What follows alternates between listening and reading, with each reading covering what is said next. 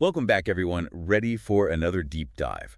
This time, we're heading to the heart of the Khmer Empire The Khmer Empire. to explore a king and his city that, well, they just kind of defy easy explanation. Yeah. I'm talking King Jayavarman VII A fascinating figure. and his incredible city, Angkor Thom.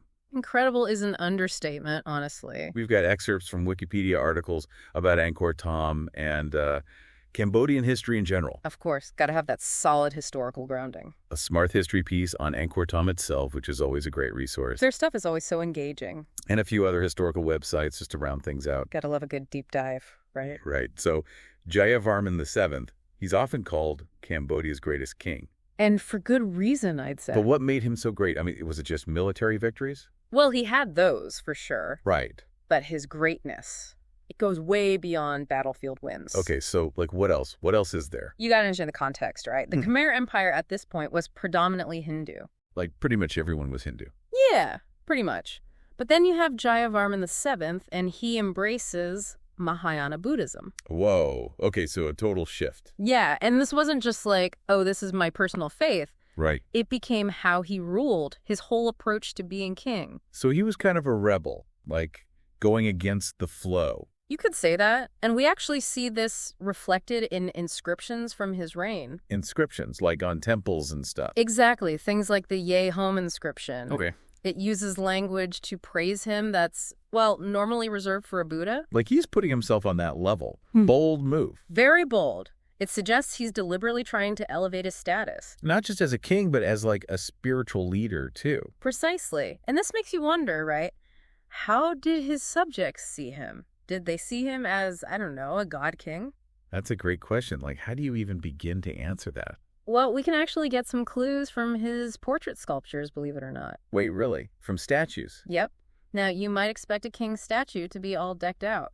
Right, like covered in jewels and gold. Exactly. But Jayavarman VII's sculptures, they're different. Different how? He's depicted bare-chested, wearing simple clothes, and his hands, most likely clasped in the Anjali Mudra. Okay, remind me what that is again. It's a gesture of deep reverence.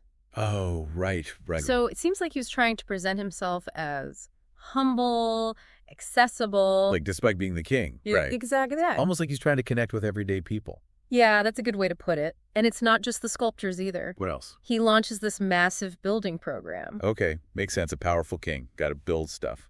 But it's not just temples and palaces. No. He focuses on infrastructure.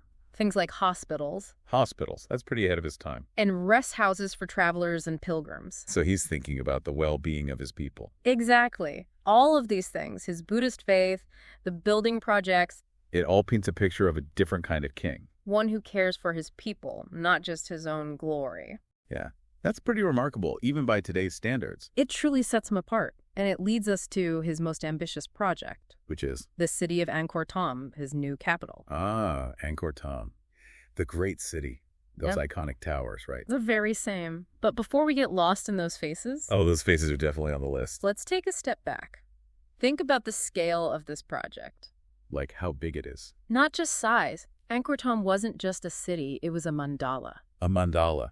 Like a spiritual symbol. Exactly, a sacred diagram representing the universe itself. So it's like a statement about his vision of the cosmos. Yeah, it's like he's saying, this is how I see the world, and here's my place in it. Whoa, okay, that's ambitious. Oh, absolutely. And at the heart of it all, the Bayon Temple. Bayon, okay. I'm picturing it, all those faces. Yeah, that's the one. And it symbolizes Mount Meru. Which is? It's this mythical mountain at the center of both Hindu and Buddhist cosmology. So he's kind of merging these traditions. He's creating a space where they can coexist, be intertwined. Which, given the religious landscape, makes a lot of sense. Right. Like he's aiming for unity and not division. Okay, so I'm picturing myself back then approaching Angkor Thom. What do you see? I guess first those massive causeways. Leading to? To those towering gates with those four-faced towers on top looking out in every direction. But look closer. What about those balustrades aligning the causeway? Oh, right. The ones with the gods and demons pulling on that giant serpent. Pulling and pulling. What's the story there again? It's depicting the churning of the ocean of milk. Right, which is a key Hindu creation myth. Okay, but hang on. Why is a Buddhist king using Hindu imagery in his city? It's a good question, right?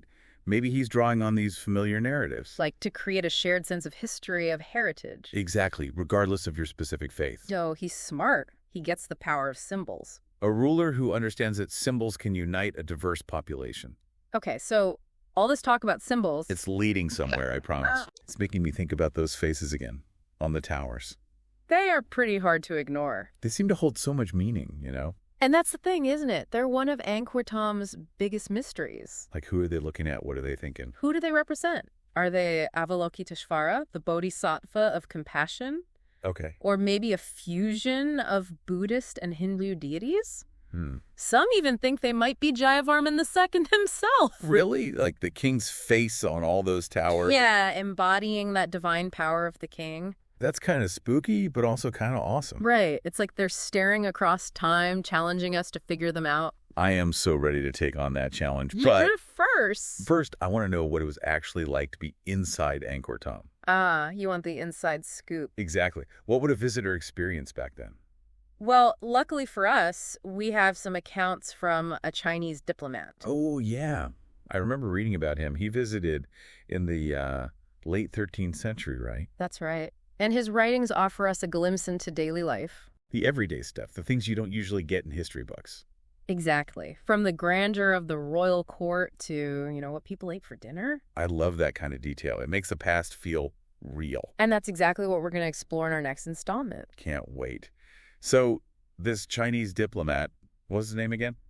Zhu Deguan. Zhu Guan, right? Yeah, his account of Angkor Thom. It's like a time capsule, right? It really is. Like, we get to walk those streets with him. See what he saw. Experience the city through his eyes. Not just the big stuff either. No, not at all. He gives us these little details. The everyday stuff, the things that make history come alive. Which I remember reading that people just walked around bare-chested. Yeah, both men and women. Really? Adorned with jewelry, though.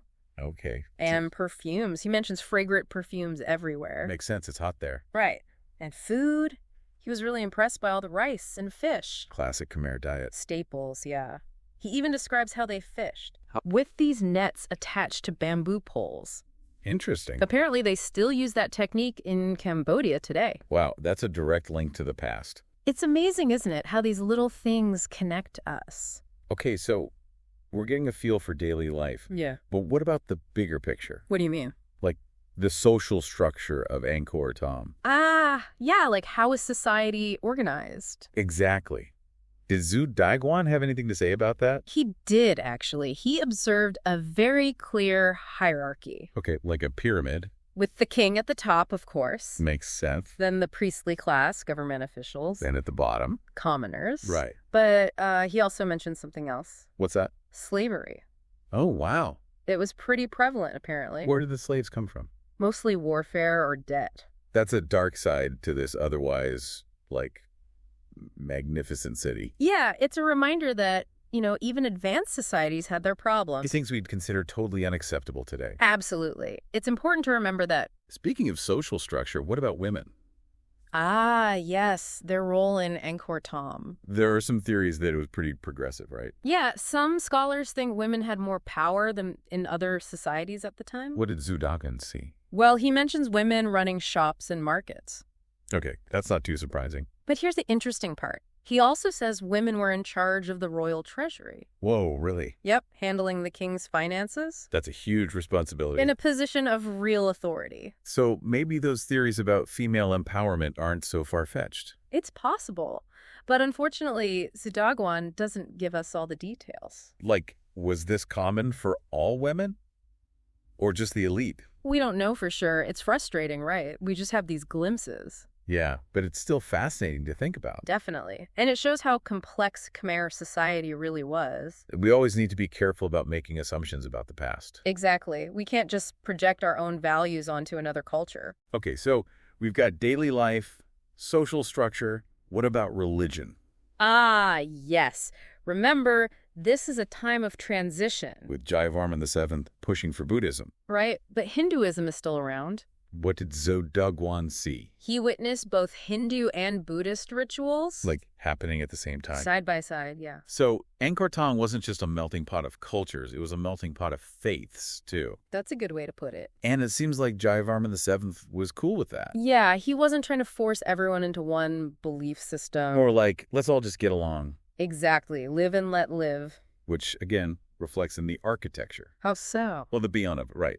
It's both Hindu and Buddhist. With Mount Meru at its center. Are there other examples of this architectural fusion? Oh, absolutely. Take the Bayon, for instance. The big temple mountain. That's the one, originally dedicated to Shiva. The Hindu god. But Jayavarman VII repurposed it as a Buddhist temple. So instead of destroying the old, he just, adapted it. Integrated it into his vision. It's pretty remarkable. It shows a real respect for the past. Yeah, he's building on the foundations, not wiping them clean. Okay, so the Bayon. What about the Phimianakis? Ah, yes, that mysterious pyramid structure. Right, inside the royal palace. Some think it might have been an earlier palace. Really? Or maybe it had a ceremonial function. Like what kind of ceremony? Maybe it housed a golden tower, symbolizing Mount Meru. So again, that layering of symbolism. The sacred and the secular, all intertwined. It's all so grand, so intricate. It's easy to get caught up in the symbolism. And the faces. But we can't forget the practical side. Like, how did they even build all this? Right. And how did they keep it running? Those Khmer engineers were no joke. They were masters of water management. That whole system of canals and reservoirs. Massive berets. The artificial lakes, right. Exactly. They were huge. They weren't just functional, though. Oh. They were symbolic, too. Of what? The cosmic ocean? Remember, the city is a mandala. So even their infrastructure had deeper meaning. They thought of everything. Okay, but here's the question that keeps bugging me. What's that? If Angkor Thom was so well planned, so spiritually significant. Why was it abandoned? Yeah, why? It's the million-dollar question. Historians have been debating that for centuries. There are a lot of theories, but no definitive answer. Like, maybe the environment changed. Yeah, something grouts or shifts in the monsoon patterns. That can mess up the whole water system. Exactly. And then there's the constant warfare. The Khmer Empire was expanding all the time. That takes a toll on resources. And probably caused internal power struggles, too. Probably. It's likely a combination of factors. Not just one single cause. And it wasn't a sudden collapse either. Right, it was more of a slow decline. Over centuries. But even after Angkor Thom was no longer the capital. It was still important to the Khmer people. Like a spiritual center. Yeah, a place of pilgrimage. So the political power might have faded, but the cultural and spiritual influence remained. It's a powerful legacy. And it brings us back to those faces. Those silent witnesses to everything we've been talking about. The rise and fall of a civilization. Knowing what we know now about Jayavarman VII, his vision for Angkor Thom. What do those faces tell us? What new insights can we gain? I gotta say, those faces, they're kind of haunting, aren't they? Haunting, yeah, I can see that. Like every picture of Angkor Thom I see, those eyes, those smiles. They draw you in. They really do. Yeah. And knowing, how ambitious Jayavarman VII was. His grand vision. Do you think maybe those faces are like a key to understanding him? It's possible. They're not just on the city gates, remember? Oh, right, the Bayon. The Bayon, yeah, at the heart of it all. So it's like they're watching over everything. Maybe guarding the city. Right. And we've talked about different interpretations. Avalokiteshvara, a mix of deities, even Jayavarman VII himself. But thinking about how much he focused on his people. His subjects. Could those faces represent that? Yeah. Like his care for them? It's interesting, right? Those serene expressions, looking out in every direction. Maybe it's a kind of protection, A visual symbol of his commitment to safeguarding his people. Yeah, like a benevolent guardian watching over everyone. And it fits with his Buddhist beliefs. Compassion, care for all beings. Exactly. And the Bayon, it's not just faces either. Right, those incredible carvings. The bas-reliefs. Yes, super detailed, covering the whole temple. Scenes from daily life, mythology, historical events. It's hard to picture the scale of it all. It's overwhelming, honestly. Like, you've got royal processions, battles, people in the marketplace fishing with those bamboo traps. The ones Zudagwan described. Yep, and even scenes from Hindu epics. The Ramayana, the Mahabharata. All woven together, it's amazing. It's like he's creating a visual encyclopedia of his empire. Yeah, showing its richness, its complexity. And again, that idea of inclusivity comes through. He's not just building a monument to himself. He's saying, this is us, this is who we are. Exactly. All these different pieces, all part of the same story. But the Bayon wasn't the only place he did this, right? No, not at all. The Bafuan is another example. The temple that was originally dedicated to Shiva. Yeah, but instead of destroying it, he repurposed it. Made it Buddhist. Another example of his approach to governance. Not erasing the past, but building on it. Integrating it into his vision. Ah. What about the Phimianakas? Oh, that pyramid-shaped structure. Inside the royal palace? Some think it might have been a palace itself at one point. Possibly. Or maybe it was for ceremonies. Like what kind of ceremonies? Maybe it held a golden tower representing Mount Meru? Okay, so again with the symbolism. Layering meanings, sacred and secular all meshed together. It's amazing to think about. But it's easy to get lost in all the grandeur, the symbolism. And forget about the practical side. Yeah, how did they actually build all this? And keep it running. We gotta give those Khmer engineers credit. Seriously, their water management system was incredible. A network of canals, reservoirs, those huge berets. The artificial lakes.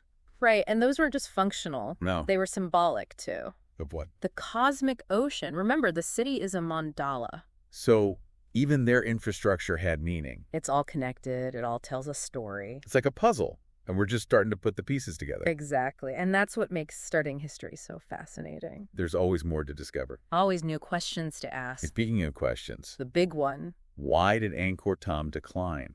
Ah, yes. If it was so well planned, so important. Why was it abandoned? It's a mystery, a puzzle historians are still trying to solve. Like maybe the environment changed? Yeah, droughts, shifts in the monsoons, anything that disrupted the water system. That would be devastating. And then there's the constant warfare, putting a strain on resources. Causing internal conflicts. Possibly. It's likely a combination of things. Not just one simple answer. And it wasn't a sudden collapse either. Right, more like a slow fading. Over centuries. But even after Angkor Thom wasn't the capital anymore, it still held a special place in the hearts of the Khmer people. A spiritual connection. A reminder of their past glory. So, even though the empire declined, The legacy lived on. and it lives on today, in those ruins, in those faces, A testament to human ingenuity, creativity, and resilience. I think that's a good place to wrap things up, don't you? I think so. Thanks for joining us on this deep dive into Angkor Thom. It's been a pleasure. We hope you've learned something new. And maybe even been inspired to do some exploring of your own. Until next time.